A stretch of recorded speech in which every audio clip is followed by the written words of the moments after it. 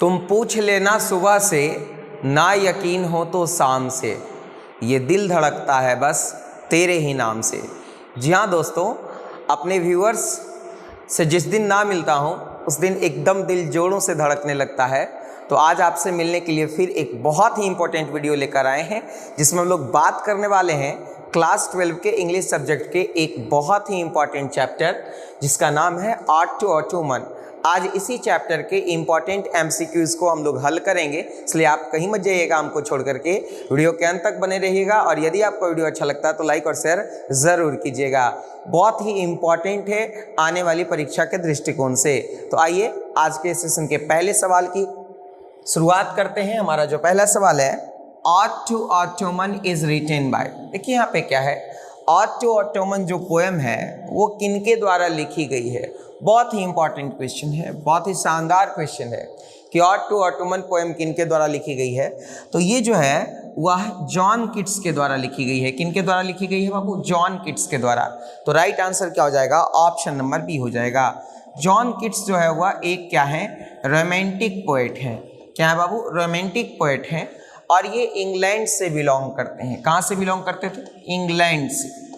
England से belong करते थे। और ये जो है वह 19th सेंचुरी के पोएट थे। 19th सेंचुरी, 19वीं सदी के पोएट थे। इनके बारे में जान लेना है। और यहाँ पर देखिए क्या है, ऑटोमन सीजन जो होता है बेसिकली सितंबर से आपका जो है वह दिसंबर का जो सीजन होता है, सितंबर से दिसंबर का जो सीजन होता है वो सीजन आपका ऑटोमन सीजन होता है। और यहाँ पर ऑड का मतलब क्या होता है बाबू? तो ऑड का मतलब होता है संबोधन गीत। ऑड का मतलब क्या होता है? संबोधन गीत। यानी यह जो लिखा गया है पोएम, ये ऑटोमन सीजन को संबोधित करते हुए लिखा गया है। ऑटोमन सीजन को संबोधित करके पोएट जॉन किट्स ने जो है वह एक पोएम लिखी, जिसका नाम रखा उन्होंने आर्ट टू ऑटोमन। यहाँ पर देखिए क्या है, W.H. ऑडेन ने जो पोएम लिखी उसका नाम है now the leaves are falling fast. Now the leaves are falling fast. इन्होंने ये पोएम लिखी, जिस पोएम में उन्होंने जो है ह्यूमन लाइफ में जो इनहेरेंट फ्रस्ट्रेशन है उसका जिक्र किया था। और कमला दास जो है इन्होंने लिखा था my grandmother's house. My grandmother's house, याद है ना? यह जो है एक ऑटोबायोग्राफिकल पोएम था। ऑटोबायोग्राफिकल पोएम था। और बात कमला दास की कर लेते हैं, तो कमला दास जो है वह क्या है, तो इंग्लिश और मलयालम दोनों जो है वह लिटरेचर में काफ़ी प्रोफिशिएंट हैं। वॉल्ट व्हिटमैन ने एक रचना लिखी है जिसका नाम है song of my self. Song of my self. और इनको पीपुल्स पोएट के रूप में जो है वह लोग क्या करता है, जानता है। और ये कहाँ से बिलोंग करते हैं? तो ये अमेरिका से बिलोंग करते हैं। इस प्रकार से पूरा का पूरा स्लाइड जो है वह काफ़ी इंपॉर्टेंट है, आप निश्चित रूप से इसे याद रखेंगे। चलते हम लोग अगले प्रश्न की तरफ। Dash was a great lover of nature. यहाँ पे देखिए क्या है, नेचर का मतलब होता है प्रकृति। प्रकृति के जो है वह महान प्रेमी कौन थे? किनको प्रकृति से बड़ा लगाव था? तो देखिए यहाँ पे क्या है, जो रोमांटिक पोएट हैं जॉन किट्स, ऑब्वियस सी बात है कि जो आदमी रोमांटिक नेचर का रहेगा उसको प्रकृति से लगाव हो ही जाता है। तो यहाँ पर देखिए क्या है, जॉन किट्स रोमांटिक पोएट भी हैं और यहाँ पर ये नेचर लवर भी हैं। तो राइट आंसर क्या हो जाएगा? ऑप्शन नंबर बी हो जाएगा। बात यहाँ पे जॉन डनी की कर लेते हैं। तो जॉन डनी ने एक पोएम लिखी जिसका नाम है sweetest love I do not गो। अब देखिए यहाँ पे क्या है, ये जो है वह एक लव पोएम है। और बात जो है वह जॉन डनी की कर लेते हैं। तो जॉन डनी जो है वह मेटाफिजिकल पोएट हैं। कैसे पोएट हैं बाबू? मेटाफिजिकल पोएट हैं। ये क्वेश्चन भी बहुत बार पूछा गया कि मेटाफिजिकल पोएट के रूप में किनको जानते हैं? तो मेटाफिजिकल पोएट के रूप में जॉन डनी को जानते हैं। और W. येट्स के बारे में एक कंसेप्ट हम लोगों को याद रखना है कि इन्होंने रूपर्ट ब्रूक को हैंडसमेस्ट यंग मैन इन इंग्लैंड कहा था। हैंडसमेस्ट यंग मैन इन इंग्लैंड कहा था। किसने? W. येट्स ने। किसको कहा था? रूपर्ट ब्रूक को। और वाल्टर डी ला मेयर के बारे में बात कर ले हम लोग, इनको हम लोग चिल्ड्रेंस पोएट के रूप में जानते हैं, किनको, वॉल्टर डिलामेर को। और इनकी जो रचना है एन एपिटैफ, क्लियर है। तो इस प्रकार से हमको सारे कंसेप्ट को अच्छे से याद रखना है, एकदम बहुत ही इंपॉर्टेंट वीडियो है। आप एक बार वीडियो को लाइक कर दीजिए, अपने दोस्तों के साथ इसको जल्दी से शेयर कर दीजिए, और यदि आप हमारे चैनल पर नए हैं तो सब्सक्राइब करके बेल आइकन को जरूर प्रेस कर दीजिए। अगले प्रश्न की तरफ चलते हैं। Keats is a dash poet. देखिए अभी हमने आपको बताया कि किट्स जो है वह क्या है बाबू, रोमांटिक पोइट हैं। कैसे पोइट हैं? Romantic poet. मेटाफिजिकल पोइट कौन है? तो मेटाफिजिकल पोइट जो है वह जॉन डनी है। कौन है बाबू? जॉन डनी है। तो इस प्रकार से राइट आंसर हमारा ऑप्शन नंबर क्या हो जाएगा? सी हो जाएगा। चलते हम लोग अगले प्रश्न की तरफ। हमारा अगला क्वेश्चन है art to dash is an art. देखिए यहाँ पे क्या है, आर्ट का मतलब क्या होता है? तो आर्ट का मतलब होता है संबोधन गीत। आर्ट का मतलब क्या होता है बाबू? संबोधन गीत। अगर हम किसी को संबोधित करते हुए कोई गीत लिखते हैं तो इसको हम लोग क्या बोलते हैं बाबू? आर्ट बोलते हैं। यहाँ पे राइट आंसर क्या हो जाएगा? ऑप्शन नंबर 1 कि आर्ट टू ऑटोमन जो है वह एक संबोधित गीत है। अब यहाँ पर देखिए एक हाइम हम लोगों को पढ़ना था, फायर हाइम।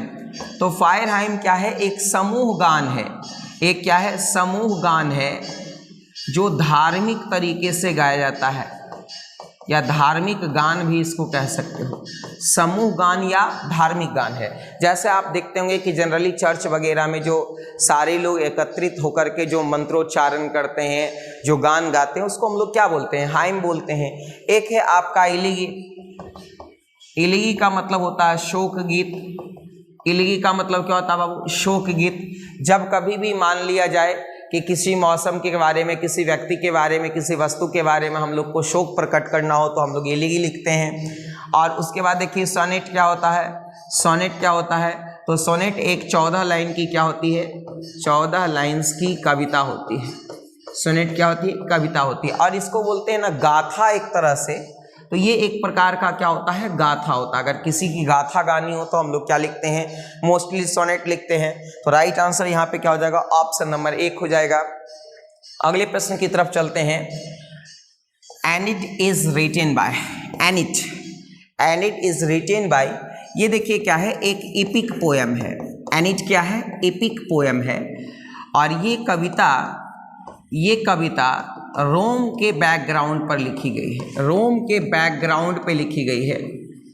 और यहाँ पर देखिए क्या है, ये जो कविता है, ये जो पोएम है वो वर्जिल के द्वारा लिखी गई है। किसके द्वारा लिखी गई है बाबू? वर्जिल के द्वारा। बहुत इंपॉर्टेंट है, इसको आप निश्चित रूप से याद रखिएगा। एनिट जो पोएम है, एनिट पोएम जो है वह वर्जिल के द्वारा लिखी गई है। बहुत ही इंपॉर्टेंट कविता है और ये रोम बैकग्राउंड पे बेस्ड है। किस बैकग्राउंड पे बेस्ड है? रोम के बैकग्राउंड पे। यानी राइट आंसर यहाँ पे क्या हो जाएगा? ऑप्शन नंबर सी हो जाएगा। अगले प्रश्न की तरफ चलते हैं। Ottoman starts with the departure of the dash season. Ottoman season जो है वह किसके डिपार्चर के बाद प्रारंभ होता है? तो देखिए यहाँ पे क्या है कि जैसे ही आपका जो है वह रेनी सीजन समाप्त होता है, तो रेनी सीजन जैसे ही आपका समाप्त होता है और विंटर सीजन जैसे ही प्रवेश करने को होता है, तो रेनी और विंटर के बीच में जो सीजन होता है उसको हम लोग क्या बोलते हैं बाबू? उसको बोलते हैं ऑटोमन सीजन बोलते हैं। वैसे आप कह सकते हैं कि समर और विंटर के बीच का भी जो सीजन होता है वो क्या होता है? Ottoman season. बट एग्जैक्टली अगर इंडिया में हम लोग समझें तो रेनी और विंटर सीजन के बीच का जो सीजन होता है वो कौन सा सीजन होता है? ऑटोमन। यानी समर के जाने के बाद, यूँ कह सकते हैं कि रेनी सीजन के जाने के बाद जो है वह आपका कौन सा सीजन स्टार्ट होता है? राइट आंसर हो जाएगा यहाँ पे ऑप्शन नंबर बी। देखिए कहीं कहीं समर भी इसका आंसर देता है, तो आपको ज़्यादा विचलित होने की आवश्यकता नहीं है। दरअसल क्या है कि रेनी सीजन की समाप्ति के बाद ही ऑटोमन सीजन क्या होता है? प्रारंभ होता है। क्योंकि सितंबर में तो मोस्टली रेन वगैरह जो है वह क्या हो जाता है? खत्म हो जाता है। आगे चलते हैं अगले प्रश्न की तरफ। Ottoman is a season of मेलो। देखिए ये बहुत ही इंपॉर्टेंट क्वेश्चन है, बहुत ही अच्छा क्वेश्चन है कि ऑटोमन जो है वह किस प्रकार का सीजन है। तो ऑटोमन जो सीजन है वो फ्रूटफुलनेस का सीजन है। मेलो फ्रूटफुलनेस यानी फलों की प्रचुरता वाला मौसम है। फ्रूटफुलनेस का मतलब क्या होता है बाबू? प्रचुरता, फलों से भरपूर, प्रचुर। यानी ऑटोमन जो सीजन है मीठे गुद्देदार फलों से भरा हुआ मौसम है। मीठे गुद्देदार फल, मीठे गुद्देदार फल जो होते हैं उनसे भरा हुआ मौसम है कौन? ऑटमन। यानी इस सीजन में जो है वह क्या होता है कि पके और मीठे फलों का अंबार लग जाता है। तो राइट आंसर यहाँ पे क्या हो जाएगा? ऑप्शन नंबर 1 हो जाएगा। अगले प्रश्न की तरफ चलते हैं। क्वेश्चन है what did this poem describe?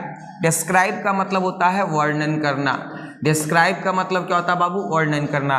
इस पोएम में किस चीज़ का वर्णन किया गया है? तो देखिए यहाँ पे क्या है कि इस पोएम में पोएट जॉन कीट्स ने जो है वह ऑटमन सीजन का वर्णन किया है, ऑटमन की खूबसूरती का वर्णन किया है। बहुत सारे पिक्चर्स को जो है वह डिपिक्ट करके रीडर्स के सामने इन्होंने ऑटमन को काफ़ी खूबसूरत मौसम क्या किया है? करार दिया है। तो यहाँ पे राइट आंसर क्या हो जाएगा? ऑप्शन नंबर 1 हो जाएगा। अगले प्रश्न की तरफ चलते हैं। When was John Keats born? John Keats का जन्म जो है वह कब हुआ था? तो देखिए यहाँ पे क्या है कि जॉन कीट्स का जन्म जो है वह 1795 यानी 1795 में हुई थी इनकी जन्म, और 1821 में यानी 1821 ईस्वी में इनकी डेथ हो गई। और इनकी जो डेथ हुई वो मात्र 26 वर्ष की उम्र में, कितने वर्ष की उम्र में हो गई? 26 वर्ष की उम्र में जो है वह इनकी क्या हो गई? डेथ हो गई। अब यहाँ पर देखिए क्या है कि आपको ये जान लेना है कि जॉन कीट्स जो है वह किस सेंचुरी के पोएट रहते हैं? तो 19th सेंचुरी के। किस सेंचुरी के पोएट रहते हैं बाबू? 19th सेंचुरी के। ये प्रश्न पूछा जाता है, इसलिए आप निश्चित रूप से याद रखिएगा। देखिए यहाँ पे एक जगह होती है मूनफील्ड जो जगह होती है लंदन में, और ये जगह इनका जो है वह बर्थ प्लेस है, यही इनका क्या होता है? जन्म होता है। और वहीं पे ये क्लार्क कॉलेज में जो है वह क्या होते हैं? क्लार्क कॉलेज में ये पढ़ते हैं, क्लार्क स्कूल में ये पढ़ते हैं। तो इस प्रकार से राइट आंसर हमारा क्या हो जाएगा? ऑप्शन नंबर बी हो जाएगा। अगले प्रश्न की तरफ चलते हैं। Why do we think that warm days will never cease? वीज मतलब मधुमक्खियाँ क्यों ऐसा सोचती हैं कि गर्मी के दिन कभी समाप्त ना हो? गर्मी के दिन समाप्त ना हो ऐसा जो है वह कौन सोचती हैं? मधुमक्खियाँ। ऐसा इसलिए सोचती हैं क्योंकि उसका जो छत्ता है, मधुमक्खी का जो छत्ता है वो एकदम मध से लबलबा गया है, क्योंकि गर्मी के दिन में जो फ्लावर्स ब्लूम हुए थे उससे जो आपके मधुमक्खी हैं वो बहुत सारे जो है वह रस लेकर के जो है वह अपने छत्ता में मध बनाने का काम किया, और उसके छत्ते से जो है मध क्या होने लगे हैं? टपकने लगे हैं। तो एकदम वो प्रसन्न है कि अब जो है वह क्या है? समर सीजन जो है वह अब एंड ना करे। तो यहाँ पे राइट आंसर क्या हो जाएगा? ऑप्शन नंबर ए, यानी their honeycombs are overfilled. ऐसा इसलिए वो सोच रहा है कि उसके जो हनी कॉम्ब है, जो उसके छत्ते हैं, एकदम पूरी तरीके से भर गया है, ओवर ब्रिम्ड हो गया, उससे जो है वह मध अब क्या हो रहे हैं? टपकना प्रारंभ हो गए हैं। अगले प्रश्न की तरफ चलते हैं। Lamia and Hyperion are written by. बहुत ही अच्छा क्वेश्चन है बाबू, आप याद रखिएगा कि लेमिया और हाइपेरियन जो है वह किनके द्वारा लिखी गई है? तो लेमिया और हाइपेरियन जो है वह जॉन कीट्स की रचना है। किनकी रचना है बाबू? जॉन कीट्स की। बहुत ही इंपॉर्टेंट रचना है, आप याद रखिएगा। W.H. ऑडेन की रचना कौन सी है? Now the leaves are falling fast. Kamala Das की रचना कौन सी है? My grandmother south. John Donne की रचना कौन सी है? Sweetest club I do not go. इस प्रकार से आप सारे कंपोजिशंस को याद रखिएगा। अगले प्रश्न की तरफ चलते हैं। क्वेश्चन है what does conspiracy mean for the Apple trees? Conspiracy का मतलब होता है षड्यंत्र। कॉन्स्पिरेसी का मतलब क्या होता है बाबू? षड्यंत्र। अब देखिए यहाँ पे क्या है कि what does the conspiracy mean for the Apple trees? Apple trees के लिए जो है वो क्या कॉन्स्पिरेसी की जा रही है? किसके किसके बीच? तो सन और ऑटमन सीजन के बीच, यानी मैच्योरिंग सन और ऑटमन सीजन, ये दोनों आपस में फ्रेंड है, और ये दोनों जो है वह एप्पल ट्रीज के लिए क्या कॉन्स्पिरेसी कर रहा है? तो वो कह रहा है क्या कि इस बार जो है वह एप्पल ट्रीज, चाहे वह किसी भी प्रकार का ट्रीज क्यों ना हो, एप्पल का, छोटा हो, बड़ा हो, पुराना हो, नया हो, सबको एकदम फलों से क्या करना है? लाद देना है, और इतना लाद देना है कि वो झुक जाए फर करके एकदम जो है। तो यहाँ पे राइट आंसर क्या हो जाएगा? ऑप्शन नंबर बी हो जाएगा। Fill mossy cottage tree with apples, यानी कोई भी घिसे पिटे जो छोटे पौधे भी हैं उनको एकदम फलों से लाद देने की प्लानिंग कर रहा है। कौन? तो वो कॉन्स्पिरेसी कौन कर रहा है? तो मैच्योरिंग सन और ऑटमन सीजन कर रहा है।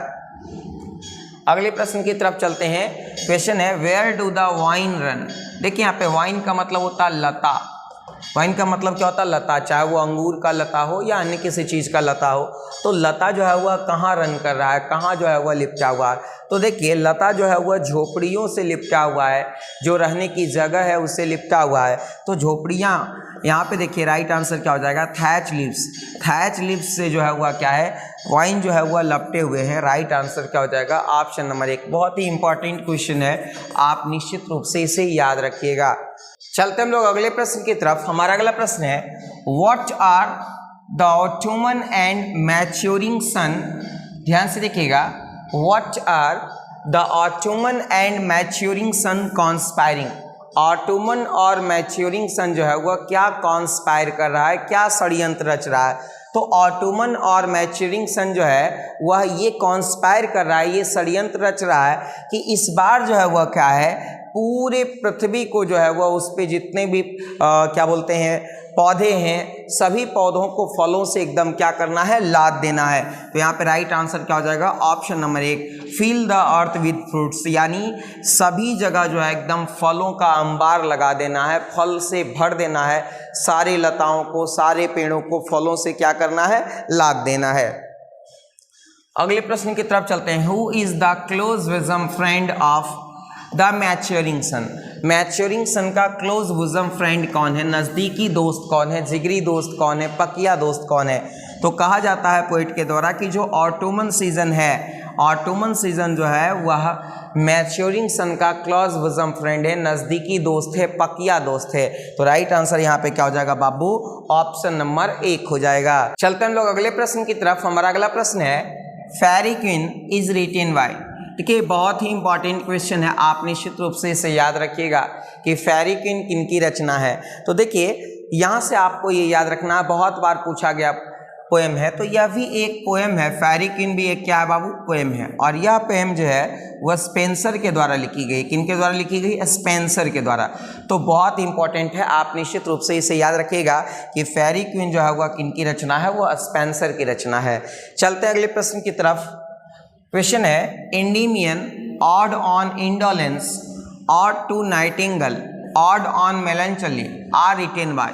ये तो बिल्कुल VVI स्लाइड है, आप निश्चित रूप से इसे याद रखिएगा कि एंडीमियन किनकी रचना है, ऑड ऑन इंडोलेंस किनकी रचना है, ऑड टू नाइटिंगेल किनकी रचना है, ऑड ऑन मेलंचली किनकी रचना है। तो Endymion, ode on indolence, ode to nightingale, ode on melancholy, ये सभी के सभी जो है वह किनकी रचना है? तो जॉन कीट्स की रचना है। किनकी रचना बाबू? जॉन कीट्स की। यानी राइट आंसर क्या हो जाएगा? ऑप्शन नंबर C हो जाएगा। अगले प्रश्न की तरफ चलते हैं। हमारा अगला क्वेश्चन है John Keats belong to. Belong के साथ कौन सा प्रीपोजिशन लगता है बाबू? टू लगता है। और जॉन कीट्स कहाँ से बिलोंग करते थे? इंग्लैंड से। मैंने आपको बताया कि ये इंग्लैंड से बिलोंग करते थे और एक जगह थी मूनफील्ड जो कि लंदन में पड़ता है, और उसी जगह से जो है वो ये बिलोंग करते थे, वहीं इनका क्या हुआ था? जन्म हुआ था। अगले प्रश्न की तरफ चलते हैं। क्वेश्चन है अकॉर्डिंग टू हुम, इनके अनुसार a thing of beauty is a joy for ever and beauty is truth and truth is beauty. किनके अनुसार सुंदर ही सत्य है, सत्य ही सुंदर है, और सुंदर चीज़ें सदैव खुशियाँ देती है।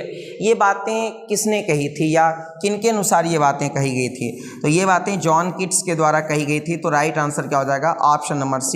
ये क्वेश्चन भी बहुत बार पूछा गया है, इसलिए आप याद रखिएगा कि ये लाइन जो है वह किनके द्वारा कही गई है, बहुत बार ये पूछा गया सवाल है। आगे चलते हैं अगले प्रश्न की तरफ। John Keats is a dash century poet. देखिए जॉन कीट्स का जो काल है वो याद रखिएगा 1795 याद है ना बाबू, और 1821। तो मोटा मोटी इनकी जो रचना थी वो मैक्सिमम 19th सेंचुरी में आई थी।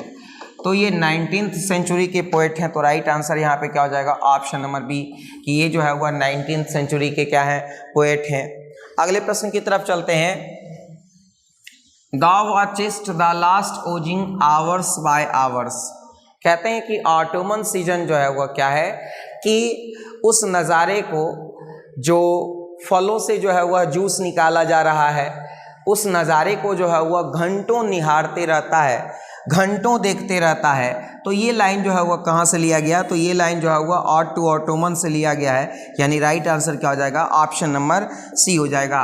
और ये बहुत VVI लाइन है कि आप ये लाइन पूछ करके ये भी पूछ सकता है कि इस लाइन के पोएट कौन है, तो स्वाभाविक है कि इस लाइन के पोएट कौन हो जाएंगे, तो जॉन किट्स हो जाएंगे। कभी पोएट पूछता है, कभी जो है वह किस पोएम से लिया गया है ये पूछ देगा। अगले प्रश्न की तरफ चलते हैं। To swell the gourd and plump the hazel shells with a sweet kernel is a line. ये भी बहुत इंपॉर्टेंट लाइन है, खास करके पोएम से लाइन वाला क्वेश्चन बहुत ज़्यादा पूछता है, तो आपको निश्चित रूप से याद रखना है। कहता कि टू स्वेल द गॉड, यानी जो गॉड है, जो कोहड़े हैं, जो कद्दू हैं, उनको फुलाने की प्लानिंग है, और जो हैजल सेल हैं, जो बादाम आदि के पौधे हैं, उनको भी जो है एकदम फुलाने की, गुद्देदार करने की प्लानिंग है, और जितने भी हैजल नट हैं सबको एकदम पकाने की प्लानिंग है। तो ये तमाम प्लानिंग कौन कर रहा है, तो ये तमाम प्लानिंग जो है मैच्योरिंग सन और ऑटोमन सीजन मिल करके कर रहा है। तो स्वाभाविक है कि ये लाइन कहाँ से लिया जाएगा, तो ये लाइन ऑट टू ऑटोमन से लिया गया होगा, यानी राइट आंसर क्या है, ऑप्शन नंबर सी है। चलते हम लोग अगले प्रश्न की तरफ। हमारा अगला क्वेश्चन है, to bend with apples the most cottage trees and fill all fruits with ripeness to the core is a line from. देखिए यहाँ पे क्या कहा जा रहा है, यहाँ पे कहा जा रहा है कि bend with apples the most cottage tree, यानी सेव के जो पेड़ हैं उनको एकदम झुका देना है। यानी ऑटोमन सीजन और मैच्योरिंग सन ये कॉन्स्पिरेसी कर रहा है कि इस बार सेव के पेड़ में इतने फल लगाने हैं कि वो फल करके क्या हो जाए, झुक जाए। और कहता है fill all the fruits with ripeness to the core, मतलब जितने भी फल हैं उनको एकदम भीतर तक पका देना है। ऐसा नहीं कि ऊपर मीठा लगे और अंदर जो है वह कड़वा लगे, ऐसा भी नहीं करना है। तो ये लाइन जो है वो कहाँ से लिया गया, तो ये लाइन ऑट टू ऑटोमन से लिया गया है, यानी राइट आंसर क्या हो जाएगा, ऑप्शन नंबर सी हो जाएगा। अगले प्रश्न की तरफ चलते हैं। क्वेश्चन है, who hath not seen the oft I made the store is a line from. Who hath not seen the oft I made the store is a line from. कहता है क्या कि किसने जो है वह स्टोर में, भंडार गृह में जो है वह ऑटोमन को नहीं देखा। तो स्वाभाविक है क्या कि ये लाइन कहाँ से लिया गया होगा, तो ये लाइन ऑट टू ऑटोमन से लिया गया होगा, यानी राइट आंसर क्या हो जाएगा, ऑप्शन नंबर सी। देखिए विशेष करके मैं स्पेशली आपको जो है वह लाइन बेस्ड क्वेश्चन पे जोर दे करके कर रहा हूँ कि पूछा जाता है, और मैं भी अपने जो है वह वीडियोज़ में अक्सर इनको जो है वह इंक्लूड करता हूँ। आगे चलते हैं अगले प्रश्न की तरफ। Where are the songs of a spring? A where are they is a line from।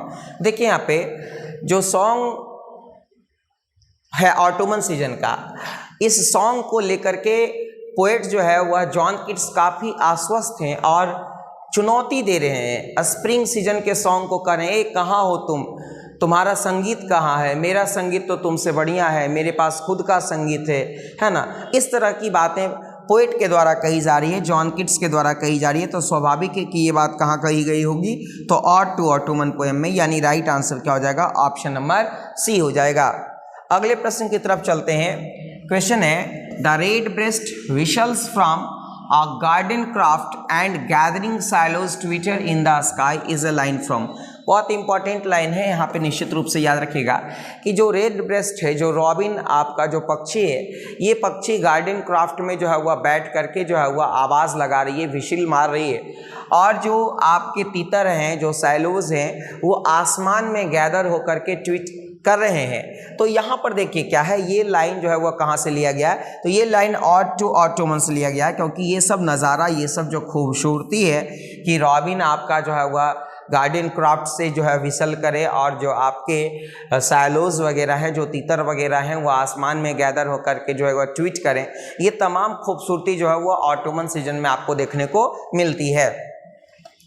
अगले प्रश्न की तरफ चलते हैं। अगला क्वेश्चन है, until they think warm days will never cease for summer has overbrimmed their clammy cells is a line from. देखिए यहाँ पे क्या कहता है कि यहाँ पे कह रहा है कि जो मधुमक्खी हैं, जो बीज हैं, वो ये सोचते हैं कि जो गर्मी के दिन हैं वो कभी समाप्त नहीं होंगे, और इसलिए वो सोच रहा है क्योंकि उसके जो अब छत्ता है उसमें जो है वह मध एकदम भर गया है, और भर करके वो एकदम फूल गया है, और उससे मध जो है वह क्या हो रहा है, गिर रहा है, और उसको लग रहा है कि अब तो जो है वह कभी समाप्त होने वाला है नहीं, ये गर्मी सदैव रहेगी। ऐसी बातें किसे लग रही है? मधुमक्खी को लग रही है। तो यहाँ पर देखिए ये जो लाइन है वो कहाँ से लिया गया है? ऑट टू ऑटोमन सीजन से। राइट आंसर क्या हो जाएगा? ऑप्शन नंबर सी हो जाएगा। अगले प्रश्न की तरफ चलते हैं। क्वेश्चन है the winnowing wind softly lifts the hair of. देखिए यहाँ पे कहते हैं कि ये विनोइंग विंड जो मंद मंद चलने वाली जो हवा है, जो मंद मंद चलने वाली जो पवन है, वह जो है वह किसके जो है वह जुल्फों को, किसके बालों को जो है वह क्या करता? उठा दे रहा है। तो यह जो है वह लेखक के बालों को, पोएट के बालों को जो है वह क्या कर रहा है? उठा दे रहा है। और यहाँ पे संदर्भ किसका दिया गया है? तो संदर्भ दिया गया है ऑटोमन का। किसका संदर्भ दिया गया बाबू? ऑटोमन का संदर्भ दे करके बताया गया है। चलते हैं अगले प्रश्न की तरफ। And full grown lambs loud bleat from hilly wands is a line from. कहते हैं कि इस सीजन में जो फुल ग्रोन जो है वह आपके लैम्प्स होते हैं, जो मेमना होते हैं, भेड़ बकरी के जो बच्चे होते हैं, वो हिली साइड से जो है वह एकदम मिमियाते हैं। ब्लीच का मतलब होता है मिमियाते हैं। तो ये किस सीजन में मिमियाते हैं भाई? तो ये जो है वह ऑटोमन सीजन में मिमियाते हैं। तो राइट आंसर क्या हो जाएगा? ऑप्शन नंबर सी हो जाएगा। यानी ये लाइन भी कहाँ से लिया गया है? तो ऑटोमन सीजन से लिया गया है। अगले प्रश्न की तरफ चलते हैं। क्वेश्चन है steady thy laden head across a brook or a cider press with patient look is a line from. बहुत ही इंपॉर्टेंट लाइन है, आप इसको निश्चित रूप से याद रखिएगा। कहते हैं क्या कि इस सीजन में आप देखेंगे कि जो किसान हैं, जो ग्रेनर हैं, वो अपने सर पे बोझा लाद करके, अन्न का बोझा लाद करके छोटे छोटे नदियों को पार करते रहते हैं। बोझा ढोते मिल जाएंगे लोग। तो जब कभी भी आपको किसी सीजन में ऐसा दिखे कि लोग बोझा ढो रहे हैं, है ना, सर पे जो है वो बहुत सारा चीज़ लादे हुए हैं, या कभी ऐसा आपको दिखे कि जो क्या बोलते हैं जूस का दुकान है, उसमें जो है वह जूस निकाले जा रहे हैं और उससे जूस टपक रहे हैं, इस तरह का अगर कोई सीन आपको दिखाई पड़े तो समझ जाना कौन सा सीजन है? ऑटोमन सीजन है। तो स्वाभाविक है कि ये लाइन कहाँ से लिया गया होगा? तो ऑट टू ऑटोमन से लिया गया होगा। यानी यहाँ पे भी राइट आंसर क्या हो जाएगा? ऑप्शन नंबर सी हो जाएगा। तो दोस्तों उम्मीद करते हैं कि ये वीडियो आपको काफ़ी अच्छा लगा होगा, आपके लिए काफ़ी बेनिफिशियल भी होगा। तो वीडियो को आप लाइक कर दीजिए, शेयर कर दीजिए, और यदि चैनल पे नए हैं तो सब्सक्राइब करके बेल आइकन को ज़रूर दबा दीजिए। आज के लिए इतना ही। बहुत बहुत धन्यवाद।